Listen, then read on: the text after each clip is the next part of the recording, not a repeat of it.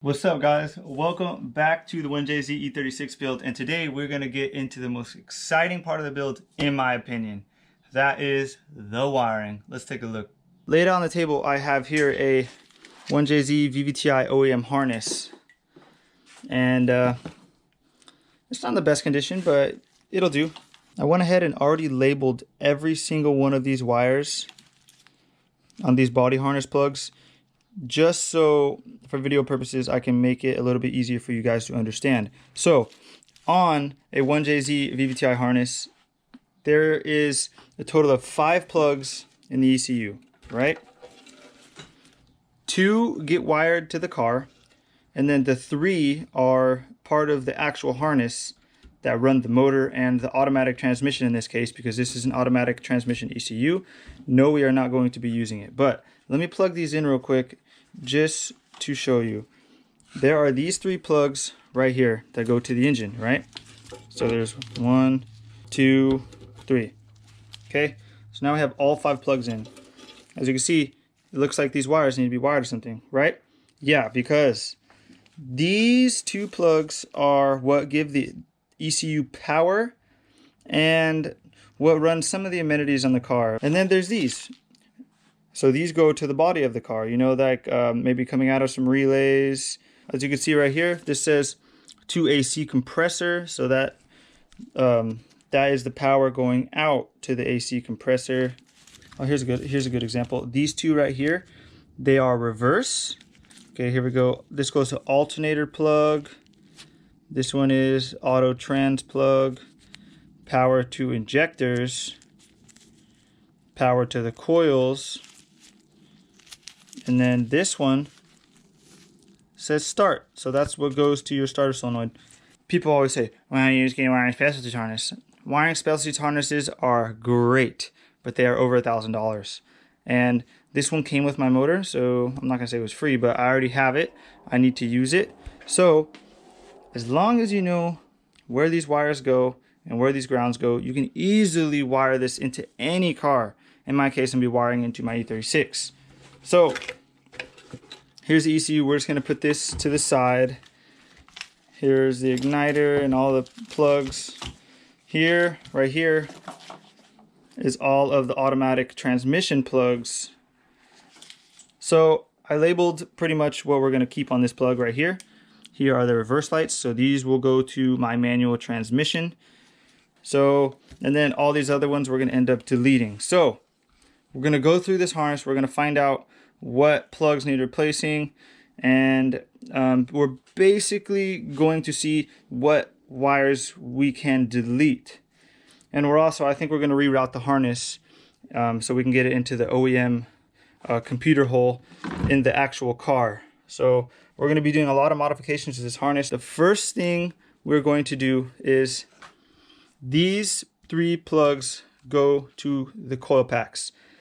And there's only 3 coil packs in this car. Why? Because this car is set up with something called a wasted spark.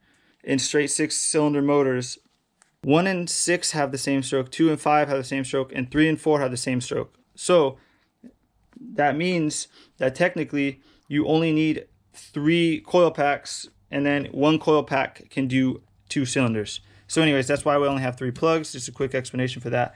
But the thing about these plugs is they get damaged really easily over time because of the heat. These sit under the spark plug cover, and obviously, as you can see, they are in bad shape, and the wires get brittle and they start cracking. I got 3 brand new plugs right here. I already got heat shrink on them. They're ready to be soldered on. The only thing is I had to take all the insulation off of here. So we're gonna just solder all of these on and cut the old ones off. Very, very important. Make sure that you solder them in the right orientation, because since these are cheapos, they're not color coordinated, which doesn't matter. But as you can see, one's a power wire and one's a trigger wire. I got them all soldered in with nice heat shrink. There's a lot of cracks in the wires and stuff like that. Now, when these wires are cracked, it allows like electricity and stuff to escape and ground out and stuff, and that's what could cause an ignition cut under heavy load or stuff like that. So that's why you want to replace these. So I got these 3 knocked out of the way. And the next thing I'm going to do is I'm just going to start reworking this harness. So basically from one side to the other. So I'm starting with this loom right here. This is basically your MAF wire, all the stuff that goes to the left side of the motor, your O2 connector, your blow off valve connector. This is the part that goes over the top of the motor by the VVTi gear across the valve covers. So what I'm doing is I'm starting to de-loom it. I'm going to pull all this plastic off. And then I was talking about this alternator wire that we are not going to use anymore. We might use it, but we're going to take it out of the loom because we don't really need this thick of a loom here. It's just the alternator wire is kind of chilling in there. It goes all the way through here and then it comes out over here. So we're going to fish that out. And then I have all of this loom. So what we're going to do is we're going to start with all the smaller connectors. We are going to put this loom over it. And then for the bigger connectors, we have, what size is this? This is 1/4 inch split loom. And by split loom, it just means that it splits and it opens up. That way you don't have to take the connectors off and you can just put it over, which will be perfect once we take that thick alternator cable out. And then this small one, this stuff is not split loom, but you can push it open and it will expand so we can get the connector. So I already pulled the VVTi plug off. It's broken, so I'm gonna need to replace it, but this should still work for now. We're gonna start de-looming this and we're gonna get to work.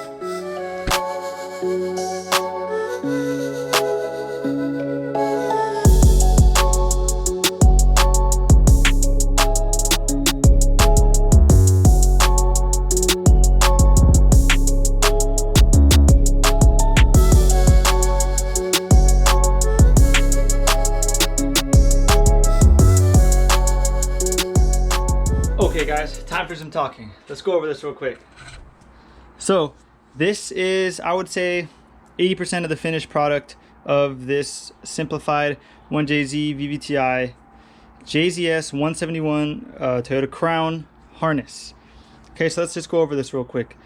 I basically took all of this stuff off of the harness, right? But I only did one section at a time because I didn't want it to be overwhelming. So, damn. So what I did was, I did the front half first. This is the part that goes over the throttle body to the left side of the motor. And also this is the part with the coil pack connectors. So let's just start off with the coil pack connectors. As you can see, I use this beautiful braided loom all over the harness, but on the coil pack connectors, I just have like this plastic shielding. The reason why is because it gets really hot under the valve cover. So these are going to be plugging into the coil packs.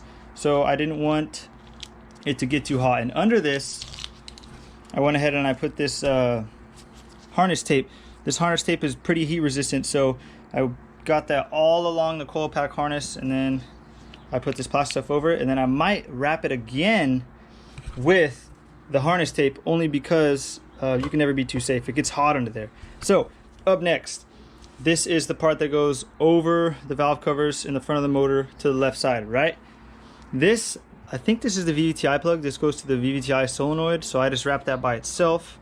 Not really sure if I should have joined it with the rest of the harness, but this is not complete yet.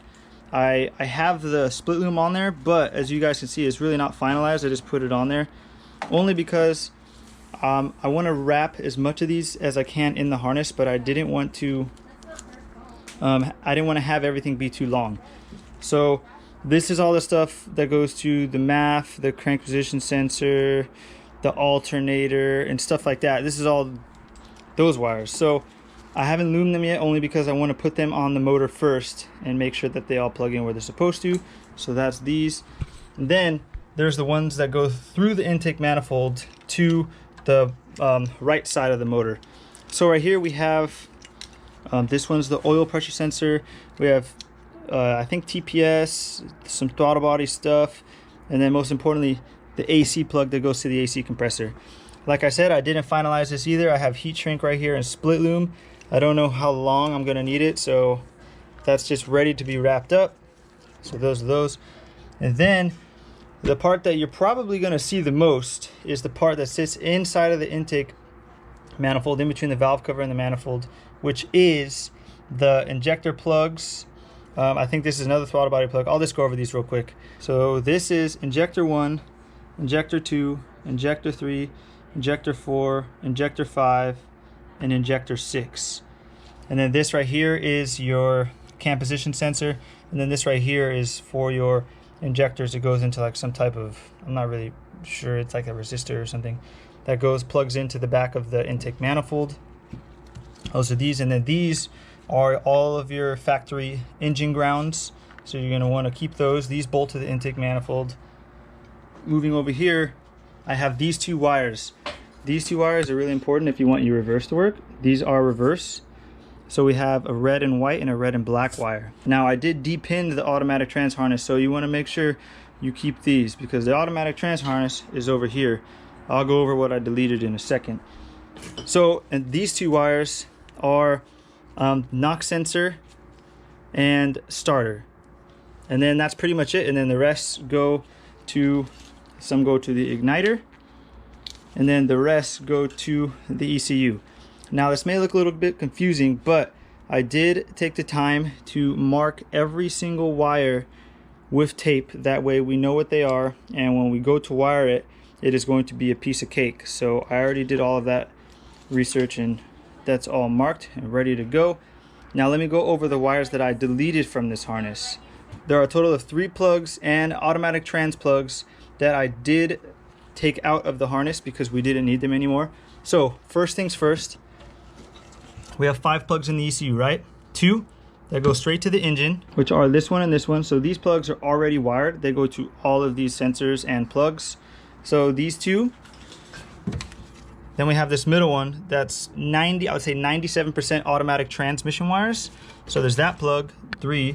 And then these are the 2 plugs that you're going to be wiring the ECU to the car, right?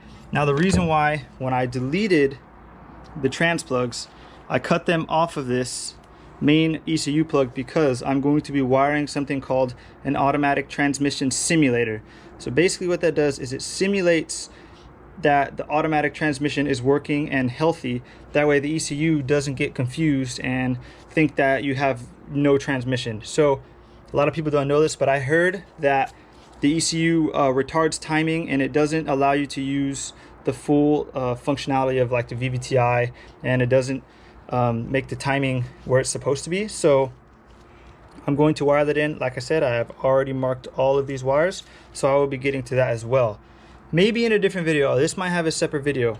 Now here are the wires that I went ahead and deleted. I marked these as well because I'm going to hold on to them just in case it doesn't work properly. This right here says fuel VSV. So this is the plug that goes to, I believe a VSV is called the vacuum switching valve. I believe this goes to the fuel pressure regulator. What it does is it controls the amount of vacuum that it sends to the fuel pressure regulator, which is kind of weird because fuel pressure regulators just work off of strictly vacuum and boost. So I'm just going to put that straight to the manifold because you know fuel pressure rises when you get in boost to give the fuel rail more fuel. So anyways, there's that. We have EVAP VSV. So this went to another vacuum switching valve that goes to the EVAP. This is basically for like your gas tank emissions, smog purposes. This right here says 1JZ blow-off valve. So this is the vacuum switching valve that goes to the blow-off valve. So I feel like I don't really need this either. I'm going to keep it just in case, but this goes to the factory blow-off valve, and I'm just going to put this to manifold pressure, which is basically I'll just tap off the turbo. That way it will open the blow-off valve when I let off the gas. And then finally, the biggest wire savings on this whole harness. This is the automatic transmission harness. As you can see, I don't know, there's like maybe 15-20 wires in there, but like I said, there are 2 that you're going to keep, and I'll show you which ones they are because I depinned them from this harness. Let's see, they're right here in this black plug. As you see, there's 3 empty holes that I depinned wires from, and I'll tell you which wires I depinned because I depinned actually a total of 4 wires from this automatic harness. 2 you only really need though, which are your reverse. As you can see, there's a cut brown wire right there, and there is a cut brown wire right there. and I will show you what those are in a second. There are two types of grounds in this motor, right? There's manifold ground, and then over here on this yellow plug, there's a sensor ground. So all the sensors pretty much go to this ground. I'm assuming it does that for a reason, because maybe the sensors have more sensitive grounds and it's better to put them together. That way there's like no interference. But anyways, you can see one of the brown wires went here, so it's cut. I'm gonna leave it like that, but I'm gonna put some heat shrink over it. And then another one of the brown wires is right here. It says mani ground, which is manifold ground. So those wires were originally chilling with these wires, but I chased them up the loom of the harness over here to the plugs. And oh shoot, I forgot about one more. There's one more, sorry guys, there's one more wire in the automatic trans harness, which is a power wire. Now this power wire is the same wire that powers the injectors. So there is one injector power wire in this loom here, and it is right here, INJ. It's a black and white wire. So this is just coming out of that injector wire harness. So I kept these two together because it is a spare power and a spare ground.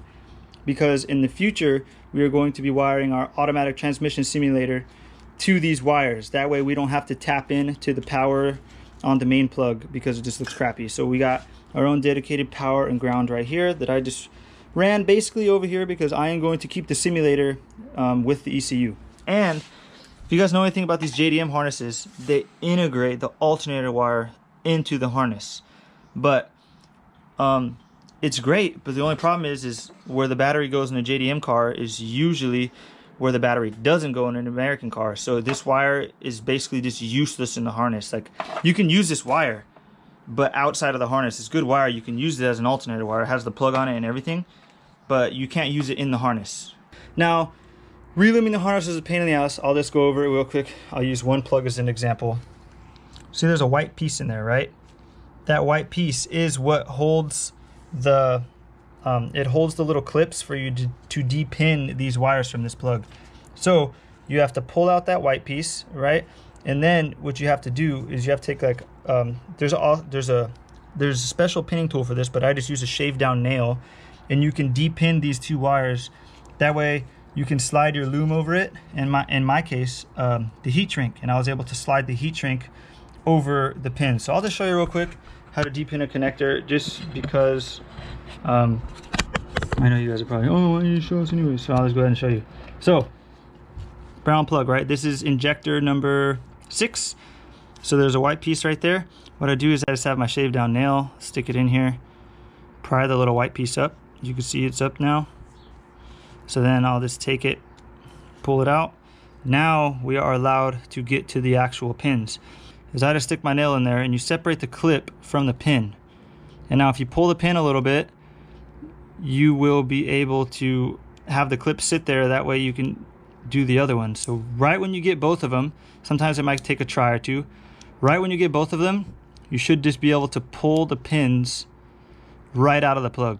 So, okay, looks like I got one of them. Now I gotta do the other. Sometimes it takes a few tries. You just don't want to damage your plug, or else you gotta go find a new one. There you go. So as you can see, the pins are starting to slide out of the plug. Now you can pull it right out. By the way, remember which wires go where, or else you're gonna mess up your harness. So now I can just slide them right back in because I didn't really move them around. And you'll hear the clips. Listen. 1, 2, and then you take your little plastic piece and just press it back into place. There you go. Now what that allows it to do is it allows those pieces that you're prying out to get the pin out, it allows to keep them forced into the pin. That way you can't pull the pin back out. So anyways, that is a basic overview of how I reloomed this harness and how I simplified it.